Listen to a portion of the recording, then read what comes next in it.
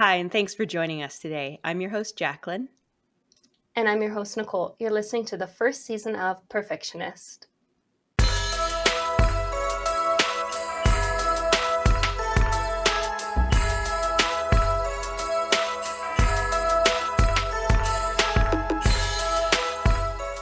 Well, welcome back and thank you for joining us. Happy December. We thought today that we would do a different little type of podcast, something a little bit more in the festive mood.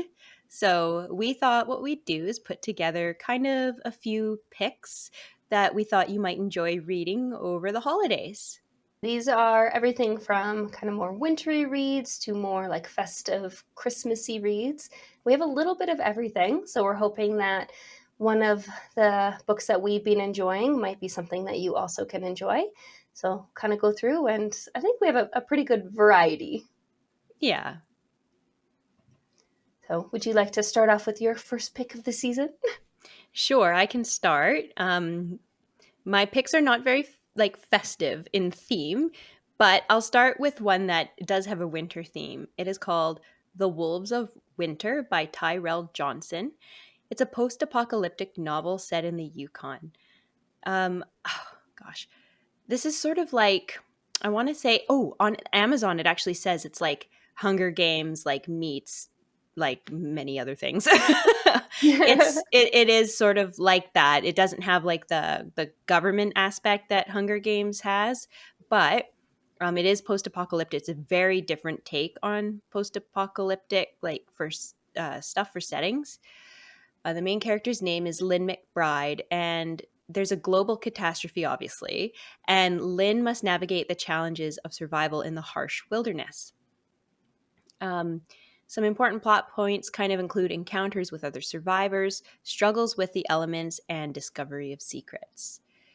There's a very subtle romantic element. It's very subtle, though, and it would be considered a closed door romance. And for those of you who don't know what an open door romance is versus a closed door romance, open door romance is the intimate scenes are described in detail.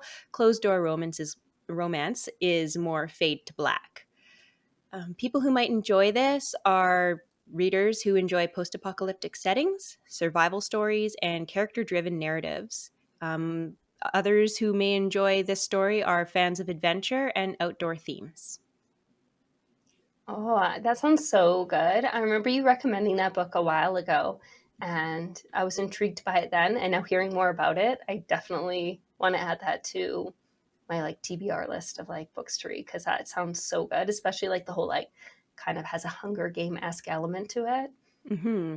I've actually read it 3 times, Oh it's wow. just yeah, I just keep coming back to it. Like once a year, I'll give it a read. And another thing that's so cool about it is the author is somewhat local to my region. So I just thought that was kind of like a neat little, like it just made it even more intriguing to me. Yeah, no, definitely. I agree. When you read something that's more local or even has like a character who's kind of local or like Hmm. Canadian, Yeah. then it Yeah. just like I don't know, brings you a little spark of joy. Yes. And speaking of Canadian characters, the first book that I was going to kind of discuss is called The Christmas Wager by Holly Cassidy, and it is a contemporary holiday romance. So it is very much a festive, Christmassy read. And the main character is Bella, and she is originally from Canada. She's currently residing, or like in the novel, she resides in LA, and she's a LA based real estate developer, and she's sent to a small town in Colorado to close the deal of like a Christmas store that is not doing as good as it used to. And so it's like unfortunate circumstances, it has to be sold. Hmm. And the second character is Jesse, who is the grandson of the store owner. And so it's a dual perspective. And there's like this immediate connection between the two of them when they see each other, but then they discover who each other are. And they're like, oh, we're rivals, we're enemies. And it's like said several times throughout the books, we're like, we're enemies, we can't like each other, kind of thing, like in their own perspectives. So Yeah. it's like you can tell they're very smitten with each other, but then they're like, no, they're my enemy and stuff. And it's like this internal battle you get to like read about, being that you're in both perspectives. It's really cool. But Aw. they agreed to this like Christmas wager because the small town that the store is in, they have this annual Christmas games where they kind of do these really cheesy competitions that five teams compete and blah, blah. It's just like, that quintessential small town fun and games around Christmas time kind of thing. And Bella agrees to compete against Jesse, and whoever wins then gets to kind of basically pick the price that the company is going to pay for the store. And so, as you can imagine, shenanigans ensue as they go about competing in these races. And it's like a touch predictable, but I was actually pleasantly surprised that I didn't guess the ending. Because right from like, 3 chapters in, I'm like, okay, this is what's going to happen. And like, I was like, oh, okay. A few other things popped up in there that I was not expecting. And that was a nice little surprise. Oh, I love that because it does sound kind of like, like a Hallmark movie. So the fact It that is, there's some kind of, yeah. So the fact that there's some unexpected stuff that pops up is very lovely. yeah. Like you recently sent me a TikTok of somebody being like a guy dressing for a Hallmark movie. And at Yeah. the end, he's like, it's like corporate girl boss comes into small town where she meets a hunky man. I'm like, yes, that is this book. Like you have a corporate girl boss, you have the small town hunk who's like, oh, she would never like me because I'm not some business bro kind of thing. And like all those elements that you get from Hallmark or like lifestyle movies, they're in here. Yes, it's cheesy, but it's like the most palatable cheese ever. It's like cheese Wonderful. in the best way. So I think if you are looking for that super kind of quirky, lighthearted kind of romance, then that is exactly what you're going to get. It is closed door. It's really lighthearted.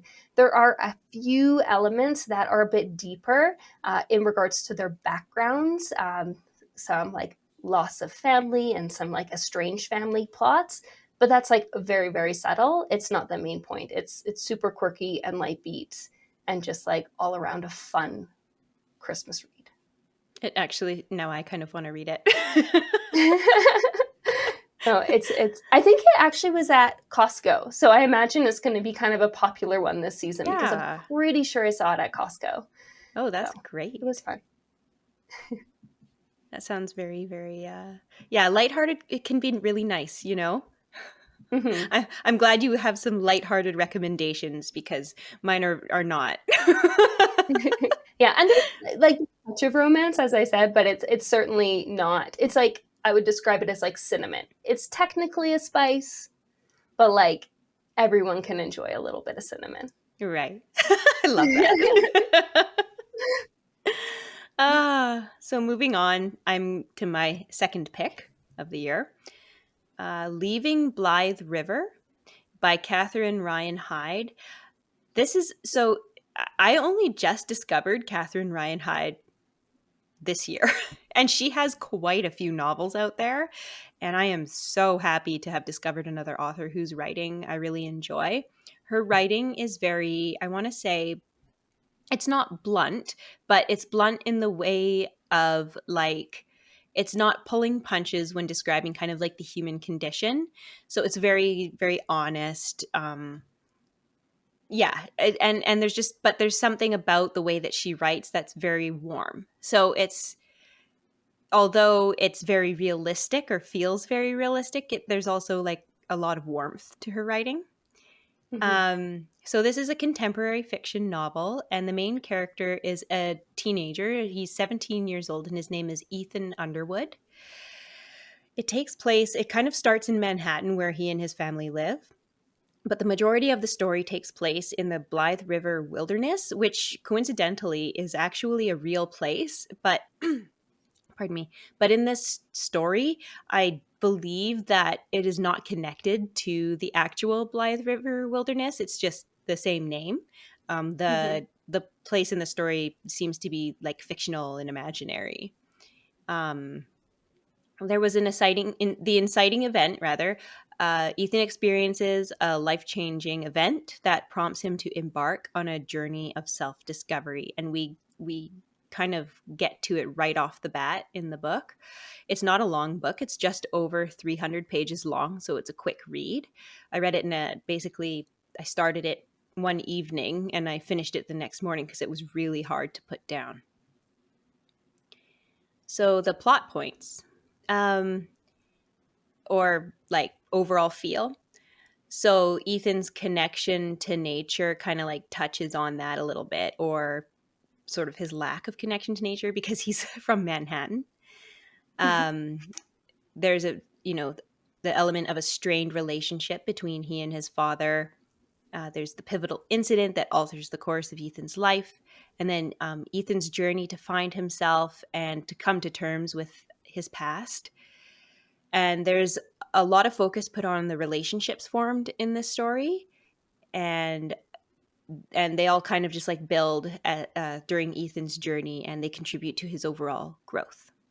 So regarding romance, this is not a romance. He's 17.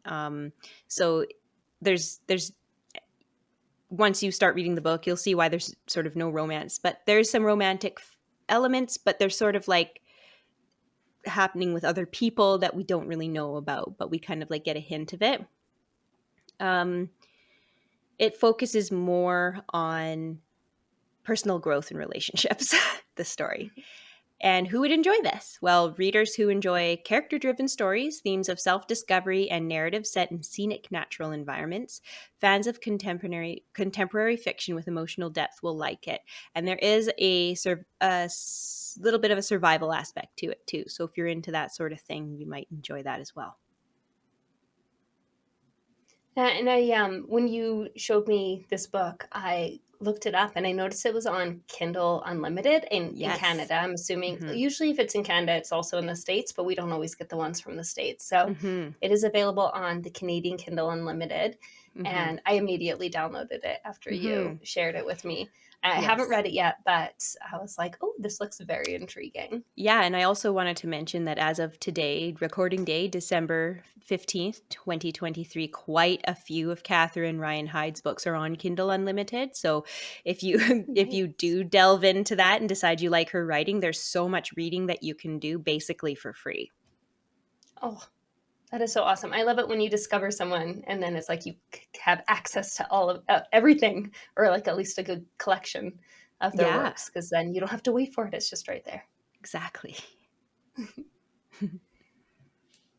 And the next book that I am going to talk about is also available on Kindle Unlimited in Canada. And I'm not sure, I'm assuming the rest of this author's works are, or at least the rest of this series is. However, I'm not 100% sure. I didn't check. So this particular story it's called Christmas at Green Oak by Marty Wingate. And it is a cozy holiday mystery. And the main character is Prue Parks, and she is a Texan living in the English countryside and an avid gardener, which isn't a super like main plot point in this book because this is actually a novella and it is book 3.5, sorry, book 7.5 in a series called the Potting Shed Mystery Series. So I think that overall series has lots to do with gardening. So if you decide to read this book and we're like, oh, this is really fun and like right up my alley, then there are plenty more from her with this character that you can kind of check out if you're interested. But this particular book, as I said, it's a novella. It's only 52 pages. So it's like, I think the average read time is like 1 hour or like an hour and a half or something like that. It's really, really quick. And it's just like this adorable little mystery. Prue is tasked with making a traditional English Christmas dinner for the first time. So, being from Texas, this isn't something she grew up with. So, it's like, oh, I need to, accomplish this massive task. And she becomes very distracted when she meets this mysterious man who's selling plants at a Christmas market. And she's like determined to track this person down. And there's like all this intrigue and mystery about who he is. And it's just like the most charming book I have ever read. It is just so delightful and just so wholesome and just, I don't know, like a warm hug at Christmas. It is just so cute. And there's absolutely nothing spicy about it. It is just wholesome to its core. And if you are somebody who's like, I really enjoy like a nice little cozy mystery or like nice little Christmas read, but I have a million things on my plate and I just, don't have time to get to an actual full book, then this could be the perfect way to just like cozy up, put the kids to bed on Christmas Eve, grab a cup of tea or a glass of wine, and just settle in for an hour and just enjoy the like most Christmassy, whimsical story. It just, I Wonderful. don't know, it was just so cute. It was just the cutest. Aw. And like, I think Prue's like in her 50s or something. It's just, yeah, I don't know. It's very wholesome and super, super quick to read. So I thought it would be fun for anyone who just doesn't really have the time to get into a book, but is like really Hmm. missing that feeling of reading something over Christmas That's or perfect, the especially with holidays. yeah, well, especially with how busy everybody is over the holidays. That's like the Hmm. perfect little like nugget of reading for the Yeah. holidays. Yeah. I was like, I could just like picture somebody like reading this to their like grandparent or something as they like sit by the fire. Aw, so nice.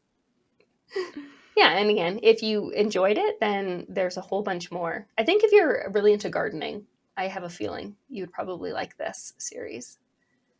Wonderful. My third and final recommendation is a really intense story. It is actually a memoir and it is a true story. So if you feel like reading something extreme and it's difficult to put down because you need to know how it turns out, it is called Touching the Void by Joe Simpson. And this is a book that's been out forever. And there's even a movie on it. And I think you can actually watch the movie on YouTube. But I would recommend reading the book because a lot of what happens in the story is inside of Joe's head, of course. So I think it's really important that if you're going to give it a go, give the book a go. As I mentioned, it's a nonfiction, it's a memoir. Adventure and survival are the main, I would say survival is the main focus of the story. The main character is Joe Simpson himself, and it takes place in the Peruvian Andes, particularly Ciula Grande, I believe. I'm sorry if that pronunciation is terrible. So Joe and his climbing partner Simon Yates face a life-threatening situation during their ascent of Ciula Grande. So I'll just briefly go over without spoiling anything. There's the challenging ascent, which of Ciula Grande, which is intense enough by itself, by Joe Simpson and Simon Yates. There's a harrowing incident that leads to a life or death situation, and then you're you're going through like Joe and Simon as they grapple with these extreme circumstances and the decisions that have to be made. And then there's the incredible, almost inhuman journey of survival and endurance that Joe goes through, and the physical and emotional challenges faced by Joe in the aftermath. Of course, there's no romance because this is not that. So, who would enjoy this? I I don't know anyone who wouldn't, because really it is a story of like it's a story about the strength of human spirit, I feel, or at least it could be taken that way. Um, so readers who enjoy real life adventure stories, tales of survival in extreme conditions, and narratives about human endurance, as well as fans of mountaineering and exploration, may find this book particularly compelling. That sounds so interesting. And I know 100% my dad would love that. I'm like now thinking, like, oh, that would be, if it has an audiobook, that would be the perfect Christmas gift for my dad. Hmm. I think I might have to look into if I can get that as an audiobook and somehow like send it to him A because I friend know of he would mine enjoy that is so the much. person who recommended this book to me, and I read it and I was floored by it, and now I recommend it to everybody who reads. Mhm.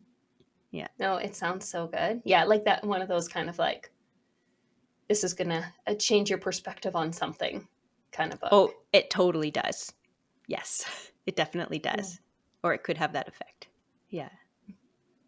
Very nice. Well, thank you for recommending that because I am definitely going to go and look into that one for a possible gift idea for my dad and then add it to my own list as well. Right. My third recommendation is actually my favorite book I've read of this kind of like holiday themed books that I've read this year. It's called One Christmas Eve by Sherry Lowe, and it is a contemporary romance, a holiday romance. The three main characters are Eve, who is, sorry, I'll go through the characters first. There's Eve, Helena, and Kathy. Eve is the granddaughter of Kathy and daughter of Helena, and therefore Helena is the daughter of Kathy. So you have the three generations of women, and it's a really, really unique. I think maybe this is done a lot, but I've never come across this particular style before. In that it's told from three perspectives, but the three perspectives are told in three different time periods. So Eve's perspective is told in 2023. Helena's perspective is told from 1993, and Kathy's perspective is told from 1968. And the entire book is written over the course of one day. Not written, but like the entire book depicts one day, which is Christmas Eve. So we get Christmas Eve from these three time periods, from these three perspectives, Cool. which I thought that was so cool. I Yeah. think that that's kind of Sherry Lowe's thing, is to write books in one day, like that cover one day in time, like Right. one point in time. And I don't know if she always does multiple perspectives, but I think like her thing is like to do things in one day. So it's always like one blank blank, like 1 year after this, whatever. Right. And Eve ends up receiving some really, like in her perspective, 2023, she ends up receiving some like really shocking information that has, like, as the story progresses, the reader discovers how the past influence is the future and kind of impacts the lives of the women as like the story, as we go through like the different years. So it's like things that are happening in 1968 are impacting the 1990 storyline, which is impacting the 2000 storyline. And just the way that each of the different storylines are weaved together, and how the readers get like more insight from one point in time from information they received from a separate perspective. It's just so like beautifully done. Like you'll read something in, say, Eve's perspective, and you'll be like, oh my gosh, but like back in Kathy's perspective, this happened. Mm. Could those things be linked? And then it's like you continue reading, and the Oh, story, cool. the kind of like mystery Hmm. unfurls itself, and kind of like these events. And it's just, I don't know, it's just the way everything is tied together. I was hooked. Like, I normally take like maybe 10-ish chapters for me to like get into a book. Sometimes it takes me almost to the end of a book before I'm like, oh, I actually like this book. I like Whoa. don't very easily DNF books, because most books I like don't enjoy until at least the halfway point. And I don't Wow. know. I know it's probably, hopefully, as I get into reading more, I'll find books that like grab me. But this book, like from chapter one, I was like, oh, I'm intrigued. I must know. So Cool. I really, really liked it. Oh, now I'm intrigued. Although this is set at Christmas, the benefit, and it benefits from like the whimsical Christmas atmosphere that you get.